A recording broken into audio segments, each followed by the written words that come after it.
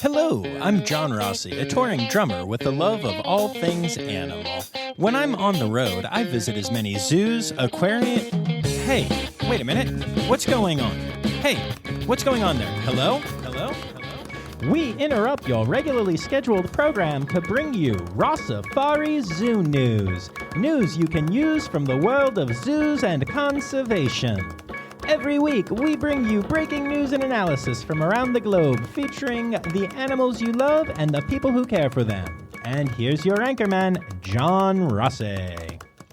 Hello, hello, hello, and welcome back to another episode of Rossifari Zoo News, your look at all the things going on in the world of zoos, aquariums, conservation, and general animal weirdness. Y'all, do you remember how for a lot of last year, and especially at the end of last year, I talked about how my life was cuckoo banana pants and how 2023 was going to be a very different story for me. I was going to chillax, as the kids say. I mean, let's be clear. I was going to be busy as could be because, you know, I'm John Rossi and that's what I do. But I wasn't going to allow everything to hit all at once, which was the theme of 2022.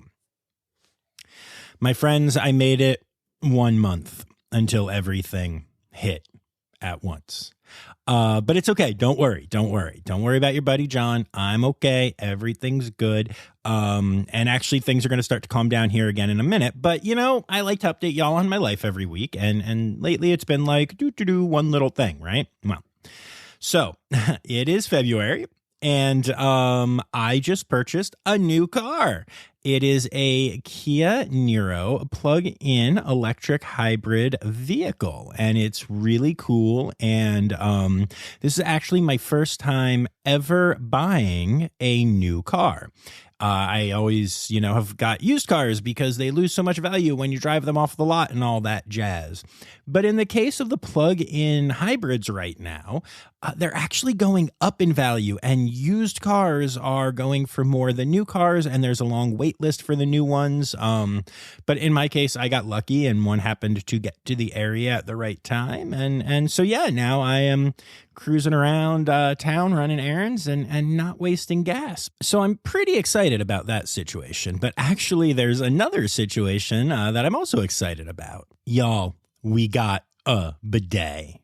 It is the official Rossifari bidet, and I could not be more excited. Okay, a lot of you are laughing at me right now, and I accept that. And yes, I realize that I say that I got a bidet with more excitement than I say that I got a new car. But here's the thing, okay? And there's a reason I'm telling you all this other than just because I like to update you on my life. But the thing is, last year, I remember, I believe it was our good friend Katie Prop at Penguins International, who just kind of asked at one point on here, like, what are you doing to keep growing and to make the environment, a better place? And I feel pretty good about the steps that I take to do that. I own recyclable bags. I have reusable straws galore. I mean, we're talking when I go on gigs, I bring enough of both of those items so that everyone in my band can have them if they want and use them, right? And, I have little reusable plastic utensils that I take on the road. Like I have a reusable water bottle with lots of cool stickers on it. Y'all, I do the thing. And I remember thinking at the time, I'm sure there are things I could do, but there's not really a lot right now. But, the plug-in hybrid vehicle is a step in that direction. And I realize that I am, coming from a place of privilege when I say that I got one of those, because that means I was able to get one of those. And a lot of people can't. And please know there's no judgment. If you can't, or if you choose not to, whatever, there's no judgment here. But it was a step that I could take. And Zoe actually did that last year. So we're both doing that now, and I'm feeling pretty good about that. And actually, the bidet falls into the same category. So years ago, one of my friends turned me on to using wipes after you drop a deuce. And it became something I was very fond of. And I have been dropping wipes into toilets, and they're supposedly biodegradable and they're supposedly fine to use. But I've been reading more and more stuff that says that they're really not. And so I got this, it's just like a cheap little bidet attachment right now, baby's first bidet. And we're giving it a shot. And today, as I record this, was actually my first time using it. And it is lovely. I thoroughly enjoy it, which is goofy, but that is going to cut down on the number of wipes that maybe aren't as biodegradable as they're supposed to be. And I feel like it's just one of those things where I was like, oh, look, another step that I can take to help the environment. And so I did. And I'm proud of that fact. And also it's really funny hearing me giggle as water squirts up my tushy. There's an image for y'all. But so that's not all that is new. It's not just the car and the bidet. I'm not being a dork and saying those two things are happening at the same time. School started again this week. I'm taking my class and I'm doing the thing and working on my master's. And so far so good. We'll see how it goes. But yeah, we have officially delved back in and been dropping some homework and all of that stuff. Also today, which I'm recording this actually late on Thursday, it's going to come out shortly after I finish recording it, we got a new foster puppy. This is our first time fostering other than for when we did it for the Penn Vet Working Dog Center. And his name is Odo, and he is an Australian Shepherd. And he is gorgeous. He comes from a hoarding situation, and he is currently terrified of life. And it's not the easiest thing to see, y'all. But it felt really good being able to go there and pick him up and let him know that he has started the path to a much happier, much better life. And I just wish that he spoke English so that he could understand that. So that is another part of our next adventure. And then also my mother was in the hospital this week. She'll be fine and whatever, probably. But yeah, so that was my week, and suddenly it's starting to feel like 2022 up in here again, y'all. But I'm excited about all the good things, and I will share pictures of Odo. And this has really gone on too long, but there's a lot going on. So we'll get to it. But first, let me remind you that this is a crowdsourced news program. So if you see anything that is Zoo Newsworthy, go ahead and tag me in it at Rossifari on the socials, at Rossifari Pod on TikTok, or email me, rossifaripod@gmail.com. And you'll get to hear your name at the end of the episode. Make sure you're following all the things. Make sure you're supporting all the way. Let's just do this.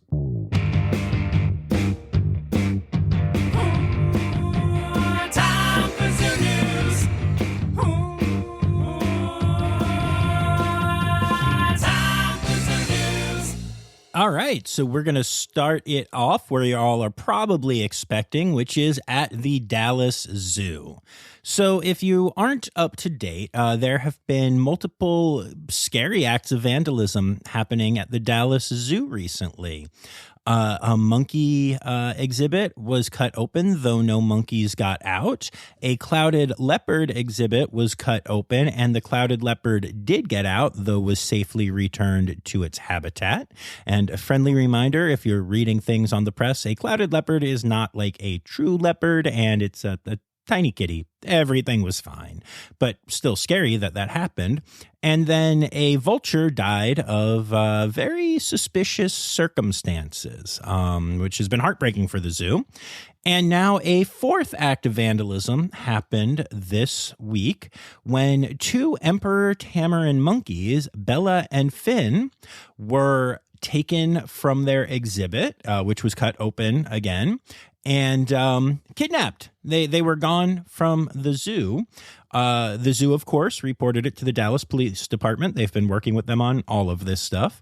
And the Dallas PD got a tip that the monkeys were in nearby Lancaster, which is, part of the Dallas area there, right by where the zoo is.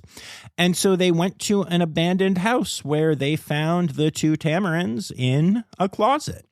Zoo staff came and were able to use their recall to get them safely home, and they are back in their in their home where they're supposed to be. Vets check them out, and it looks like they lost a little weight. But other than that, we're perfectly fine. So good news about the tamarins. Also good news is that the Dallas Police Department does have a suspect, at least in this part of the case, if not in the whole vandalism thing. They have posted, and the Dallas Zoo has reposted pictures and are asking for help in finding the culprit. But this whole thing is just crazy and heartbreaking. I feel so bad for everyone at the zoo. The Dallas Zoo is an incredible facility. They do a lot of amazing work. There are a lot of really amazing keepers there, and they are up for AZA accreditation or reaccreditation soon here. So I've seen people wondering if this has anything to do with somebody trying to get them to lose that, or if it's, there's all kind of speculation. We're not going to delve too deeply, but suffice to say that I hope that the increased security measures that they've put in place and working with the Dallas Police Department get to the bottom of this pretty soon, because this is scary. And until then, condolences and love to everyone at the Dallas Zoo for having to go through this crap. And of course, part of the problem with something like this is that if these efforts continue to vex the zoo, then other people who are anti-zoo may notice and may even start to do copycat type things elsewhere, which is really scary.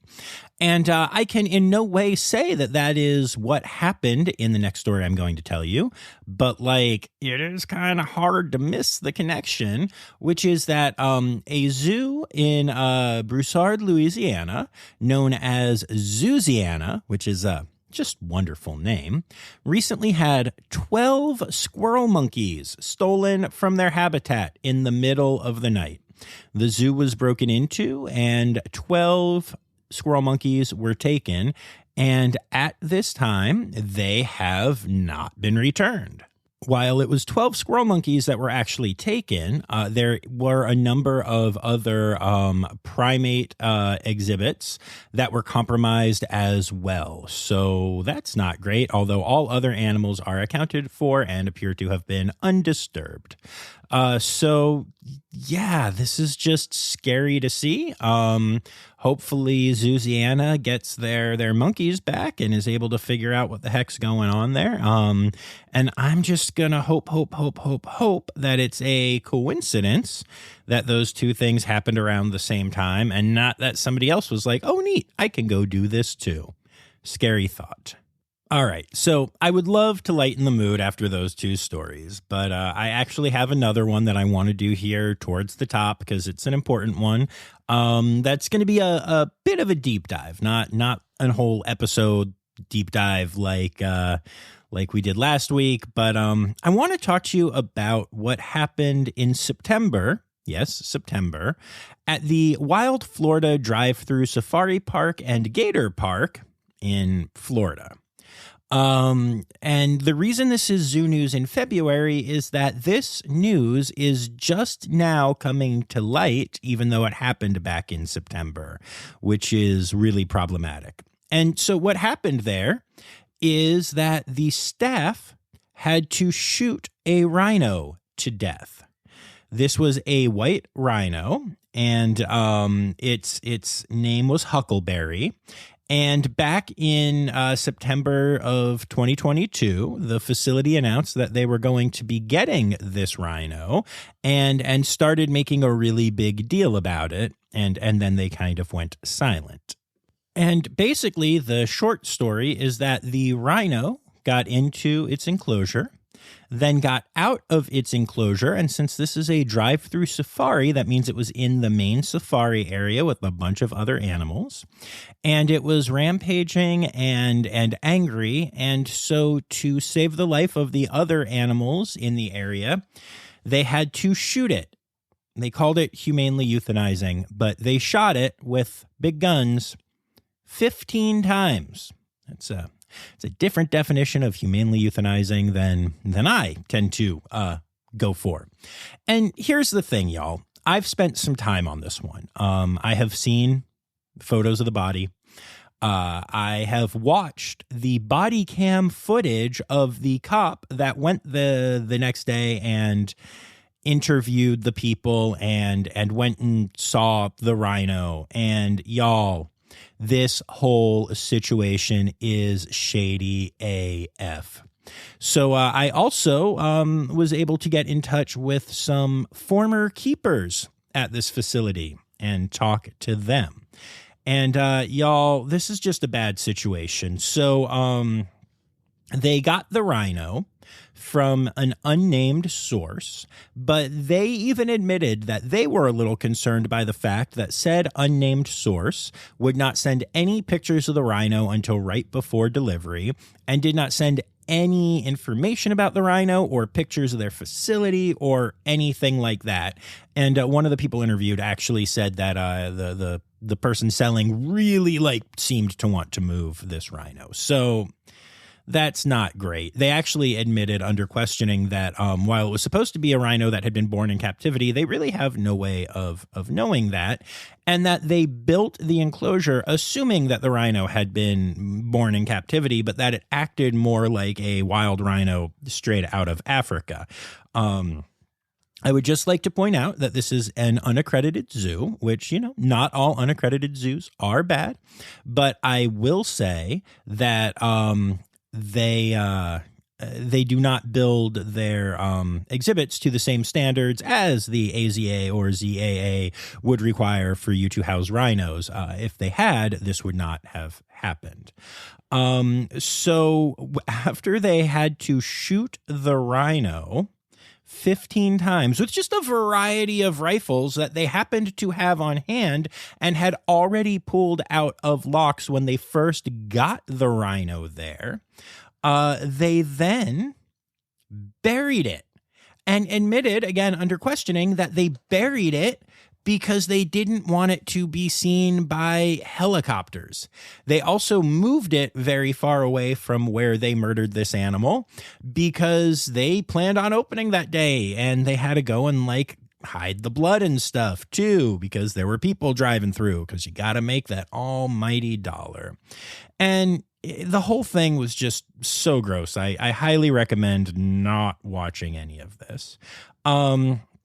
But yeah, in talking to previous keepers that worked there, they do no escape drills.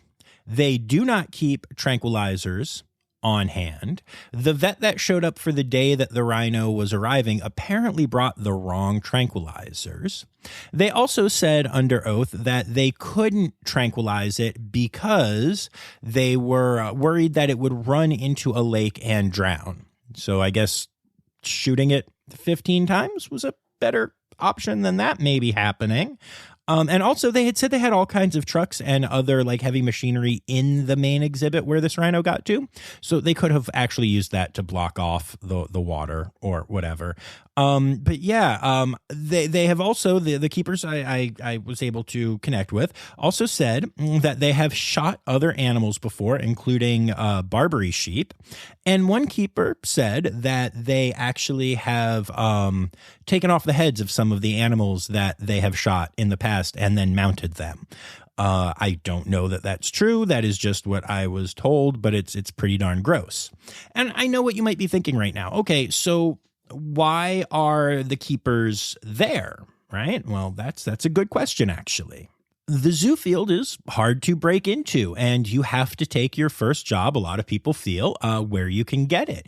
And there's no doubt in my mind that the keepers at this facility love animals and try and do a good job, and a lot of them that are that way get out as soon as they can, get a better job or a job at a better facility. But they repeatedly would try to change things and get overruled by management who really don't have any background in husbandry or anything like that. This is, in my opinion, a roadside zoo. And while they don't do things like cub petting and stuff, it is problematic. They have been cited for problems before. They were operating without a license not terribly long ago. It's just gross. And now a rhino died. And then it was covered up until press was able to uncover this recently. I mean, September to now. And a white rhino just disappeared. It's freaking heartbreaking, y'all. And It just drives me crazy. So if you're going to Florida, highly recommend avoiding Wild Florida Drive-Through Safari Park. I will not be attending when I go down there.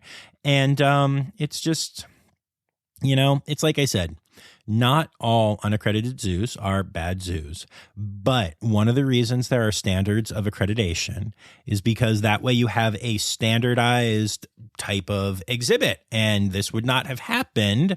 I'm not going into all the details on why this happened, but basically the way the exhibit was built was a joke. And that's why this happened. And that wouldn't have happened in an accredited facility. And they also have trained teams to deal with tranks and that kind of stuff. And I just think, we all know that there have been times at wonderful zoos where animals have to be shot and bad things happen. And, we all know this. But this was avoidable. This was absolutely avoidable. Having spoken to people involved and having watched the body cam footage, I am confident in saying that this was a disaster and this place is not okay.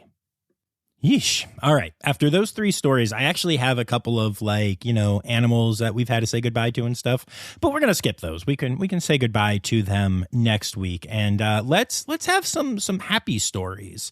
So let's start off by heading to the San Diego Zoo. Actually, we're going to head to the safari park, but it's all the same cool place. So the San Diego Zoo Safari Park recently announced the birth of a Przewalski's horse foal, or a Przewalsklet. Anyway, that is wildly important because this is a female clone of a male Przewalski stallion, which was created from DNA that was frozen 43 years ago by the San Diego Zoo Wildlife Alliance's Wildlife Biodiversity Bank. This is really, really important because almost all surviving Przewalski's horses are related to 12 that were born in their natural habitats back in the day. So genetic diversity management is a real problem in this population. And don't forget, this is a species that was extinct in the wild that has been brought back from extinction. And it's just so exciting to get that genetic diversity back into the population. And they have other ones that they can then clone as well. So hopefully this will really help the species continue to grow and come back from extinction even further and better than it already has.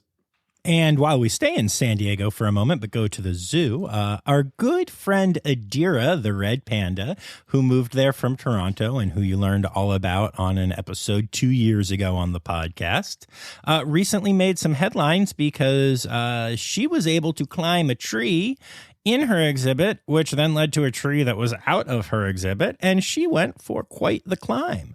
The zoo staff was able to see her the entire time, and they were able to recall her because yay, training. But Adira actually got out of her exhibit for a little bit at the San Diego Zoo. She is such a naughty girl, and I love her so much for it. And also, here's some really good and really funny zoo news. Zoo Praha, which is the Prague Zoo, if you're saying it in, English, recently announced the birth of a pangolin, the first one ever born in Europe. So this is the most trafficked species in the world, and they're really important and really cool and really wonderful, and I love them, and they're adorable, so this is really great news. However, it's also funny because when they announced it, they posted it in Czech and then also just did an automatic English translation. And sometimes those don't work out really well. So here is the actual post as translated by some app into English. The first one in Europe. Today, before 4 o'clock in the morning, a female Nutcracker gave birth to a short-tailed Runhoutang cub. It is the first Nutcracker born in Europe.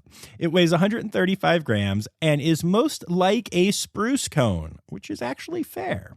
At the same time, however, it should be added that the following days can be critical. We will keep you updated. So, congratulations on the birth of your pangolin. or Nutcracker, which would make it a Panglet or Nutlet, Zoo Prague or Prague Zoo. This is really exciting and funny. And finally, in zoo news this week, a website known as bonusfinder.com is currently hosting the Superb Owl Awards 2023. Now, this is a tribute to the fact that Superb Owl is a common typo for Super Bowl on many search sites. And so they had an entire competition going with many owls from different facilities around the USA. And the opportunity to win $5,000 to support funding and the running of the zoo or sanctuary that the owl calls home. And it is currently down to Clint Screechwood at the Zoo and Forest Park in Massachusetts and Sanford at the Audubon Center for Birds of Prey in Florida. So you can go to bonusfinder.com or search Superb Owl 2023 if you'd like to go vote. I will say that if you're going to go the search route, do it in quotation marks, because if you just do Superb Owl, it will just pull up a bunch of football stuff. So now you know. Stereotypical animal podcast theme song. Here to bring you to conservation news. Okay, this first story is really freaking cool. So, one of the problems with turtles being so heavily involved in the illegal pet trade right now is that you can't really release turtles because they have this weird homing sense thing where they will try to go home, even if they are very, very, very far from home. And I don't know if y'all know this, but there are a couple of threats to turtles out there that are trying to travel long distances, including roads, cars, humans, predators, all the things. So basically, you know, what has been happening is if you are able to confiscate, say, a bunch of eastern box turtles from the illegal pet trade, they're still going to end up either in captivity or, you know, even euthanized sometimes, unless there is a very specific, you know, local poaching situation. Those turtles just can't be returned to the wild. Until now. Recently, more than 100 eastern box turtles were confiscated by federal authorities at Los Angeles International Airport on their way to China for the pet trade, and instead they were taken to the Turtle Conservancy. Now, the Turtle Conservancy has a facility in New Jersey where the nonprofit's co-founder, Maurice Rodriguez, keeps several North American turtle species and does DNA testing to find out where they came from. The testing took, and they were able to start to figure out where these turtles were snatched from with like pinpoint precision. And because of that, the Turtle Conservancy has started to get permission to repatriate these turtles back into the wild, back where they are from. They're going to be returned home. And now that we have the ability to do this with DNA, I mean, this is a game changer for turtles that are confiscated from the pet trade. This is really, really exciting news for turtles. I debated whether to put this in other news or conservation news, but I'm throwing it in here, and here is why. A domestic pigeon was recently rescued from a park in Manhattan after being dyed pink. It is understood that this bird was a domestic bird that was dyed for a gender reveal, and then once the use was done, was just thrown out into the wild. Cool. And I'm putting this in conservation news because I think this matters. While we all know that pigeons aren't exactly endangered, right? There is, to my mind, the notion that, you know, people out there still see animals as just props and things to be discarded sometimes, and it's gross, and I hate it. But it does. It impacts conservation. So, yeah, I thought I would drop it in here and just remind y'all that humans suck. Earlier this week, the Pennsylvania Game Commission released the findings of a study looking into the reintroduction of the American marten into the wild in Pennsylvania. It has not lived naturally in Pennsylvania for about 100 years, although it did used to. I personally love this idea. So if you don't know what martens are, they're really, really cute. They have red fur, they have bushy tails, they have really cute eyes, and they're a member of the weasel family. They're omnivores who eat a lot of mice and insects and plants, and they do not pose a threat to things like wild turkeys and stuff like that. So it's a really good idea to reintroduce a species into Pennsylvania for a lot of reasons, including the fact that, they did used to serve an ecological niche there, and they could again. So I am all for this, and I hope I see little martens running around when I am in Pennsylvania because they are adorable and also, good conservation-y reasons. A Pallas's cat has been discovered on Mount Everest for the first time. Although Pallas's cats aren't super in trouble or anything, it's nice to see that there's a population of them that we did not know about that is out there. Because one thing that is facing Pallas's cats right now is that their populations are wildly fragmented, and so it's actually a bunch of small populations. So every time we find a new small population of them is a really good thing. So yay, Pallas's cats. And then last but not least in conservation news this week, there's a meme going around that I wanted to break down with y'all quickly. It is a post that you'll see a lot on Facebook in particular, and it says, FYI, the next 4 to 6 weeks is mating season for coyotes. Please do not let your dogs out alone. The coyote gets your dog to chase him, and then somewhere in the distance, the pack waits for your dog. Then the outcome is tragic, as they can and will attack and kill your pets. Just be aware it can happen to your beloved pet. And then it goes into some other stuff. And the truth is, this is a fabrication. It is true that, dogs and cats can run into coyotes, and coyotes will often run away from especially dogs, but they can kill them. They are predators. That's how the world works. And it is technically coyote mating season right now. But coyotes are monogamous, and it's usually only young coyotes that are looking for new mates. So there's not a whole lot of increased aggression, as the post suggests. I didn't read the whole second part of it, but that part's just not true. But also what is not true is the fact that a coyote will not lure a animal into a trap. I think the author was confusing coyotes with velociraptors in Jurassic Park. Hey, it happens. We all think about Jurassic Park way too much, right? No, just me. Anyway, but the reason this is a conservation story is because spreading little falsehoods like this, and by the way, most people that post this, maybe you posted it, are doing it to be helpful. There's no malice. There's no malicious intent. There's no, you're doing a nice thing. You saw a thing, you post it, and you think, hey, maybe I just saved somebody's best friend. Yay! And that's all sweet on the surface, right?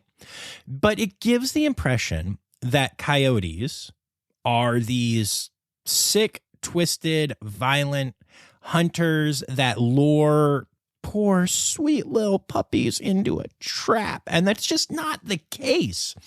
And when it comes time to protect coyotes and to pass laws about them, people will have seen these memes and will now have worse thoughts about coyotes in their heads, and thus will be more likely to vote against any of that kind of legislation. And these things bother me so much because it's just a weird kind of groupthink, and the people sharing it aren't really doing anything, quote, wrong. I mean, I think you should never share anything unless you research it, but I'm also sure I'm guilty of doing that sometimes myself. It happens.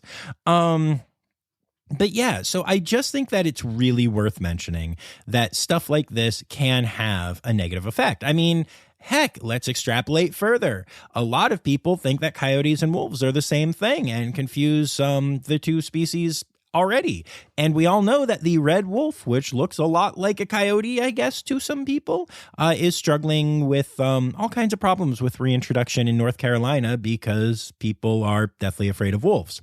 So, like, does this play into that? Does this cause a problem? Maybe. You can see where I'm going with this. It's just not good. So let's just make sure we're paying attention to our memes and not falling for groupthink and realizing that even things that seem inconsequential can truly have consequences down the road for these animals. In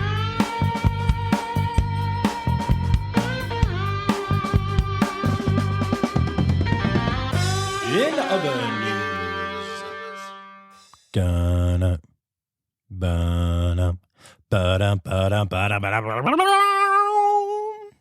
a great white shark decapitated a diver early this year. It's the first death of that kind in 2023. And everybody who ever saw Jaws and was afraid is like, haha, see, this is totally a thing. Although in the shark's defense, it's rarely a thing. And experts believe that it had something to do with the particular diving suit that the man was wearing, and that the great white actually was confused and did not realize that it was a human it was attacking. And a recent study came out that shows that echidnas, which are already one of the weirdest animals out there, has another strange thing about them. They blow snot bubbles over their nose to keep cool. So now you know that fact. You're welcome. Animal, animal, animal holidays. Animal, animal, animal holidays. All right, y'all. It is February, which means it's Adopt a Rescue Rabbit Month, International Hoof Care Month, Fishing Cat February, and National Bird Feeding Month. And then once we get into our days of the week, we actually only have one this week. On the 7th, it is Reverse the Red Day. Now, if you're like me and wondering what the heck Reverse the Red Day is, well, it is February 7th, and it is a day where institutions and organizations around the world are putting together social media, communications, and in-person events to celebrate conservation success stories. So, yeah, that's what that is. Like red list species, haha, it all makes sense now. And that is your animal holiday for the week.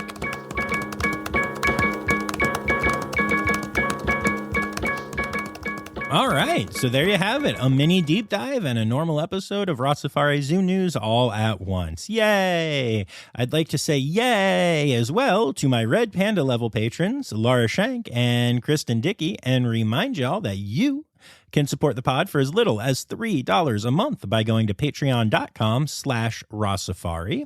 And part of what you'll get if you do that is bonus audio from many of the interview episodes.